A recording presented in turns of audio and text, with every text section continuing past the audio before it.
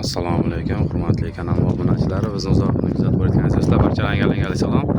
Azizlar, bizni kuzatishda davom etinglar. Mana Qozog'iston Respublikasi hozir Karagandadan ozgina video obzor qilib boryapmiz.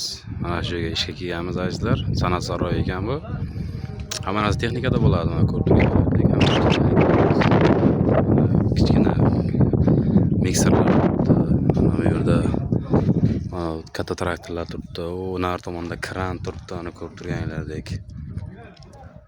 Bu tomonda ekskavatorlar bor. Ishlarimiz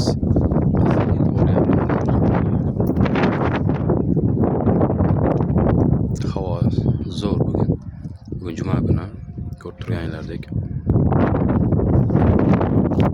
Bu ham ishlar azizlar. Videomiz yangi 2026-yilda 22-may kunga video obzorimiz azizlar. Ko'rib turganinglardek. Tagiga mana shu yerda ish boshqaruvchisining nomerini qoldirib qo'yaman azizlar. Kimda kim ovoda ishlagani kelmoqchi bo'lsa, mana shu yerda xudo xolisa polni bitirish kerak. Mana san'at saroyini hozir mana regl kolonnalarga palfkalar qo'yilyapti. Mana oldini ham kirishda tepasini ikkinchilarni urish kerak. Ichini 5000 kvadrat kumush bog'i bor. Undan keyin shpaklyovka, kraskalari, kafellari, hamma narsasi bor azizlar. Mana ko'rib turganinglardek.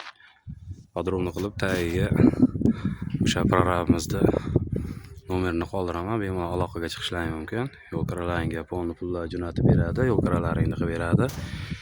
Kelib hujjatlaringni polnista tayyorlab beradi mana ishda ishlash uchun. Azizlarim, aloqaga bemalol chiqishlaring mumkin. Videomizda kuzatib borasizlar podrobno.